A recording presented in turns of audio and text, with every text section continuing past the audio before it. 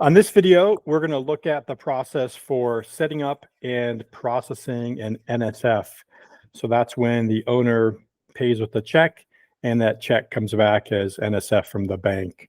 So the setup is done on each association. So it's underneath the Association GL page, which is underneath Accounting Financial Association GL. You would then click the pencil for that particular association, and we're going to set up a number of items for it.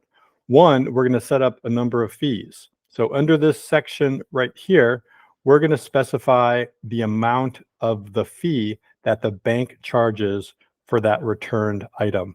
So this may be a value, maybe it's $10 or maybe it's $0, either way. So this is what the bank charges. Down here is the section that is what the firm charges. So if you have an additional fee that you charge to the owner for that NSF check, this is where you would specify that amount.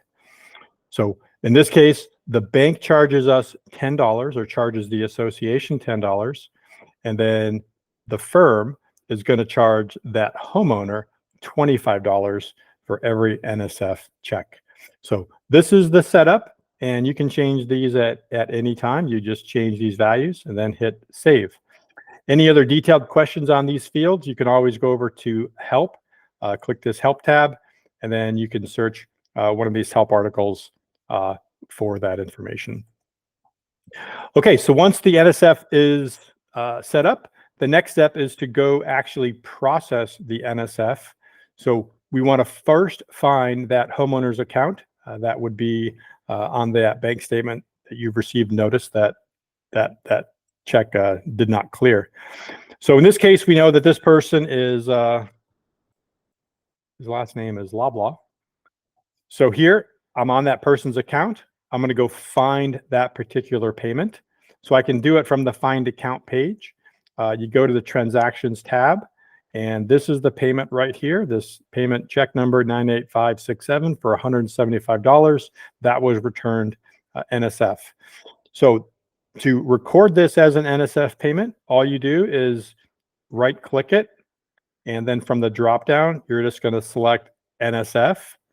That's going to show a pop-up of what the system's going to do.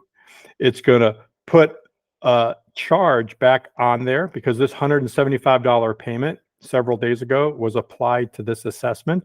So it's going to put that assessment back on their ledger, and it puts it on with the date of this particular NSF.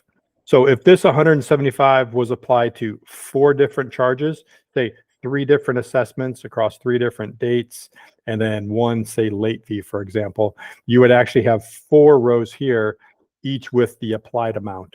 So it re-adds those charges as they were applied. Down here, it's going to also put in, it's going to do a $10 charge to the bank. Now notice that this is not going to hit the owner's account. This is just a $10 charge that is going to hit the bank account, since that fee is already taken out by the bank. This $25 charge is going to show up on the owner's ledger as a returned item. So the owner is going to see a $175 charge, and they're also going to see a $25 charge as well.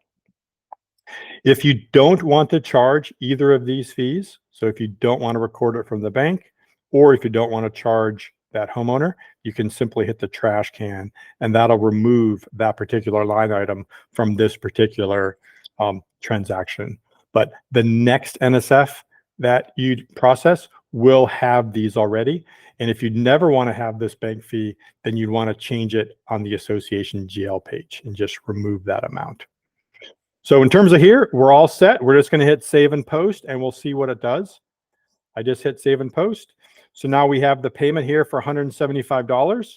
I just added that $175 back in, so that negates that particular payment. So it's a wash there. But now they were charged and assessed an additional $25 as a returned item fee. So that ends the process for doing returned items.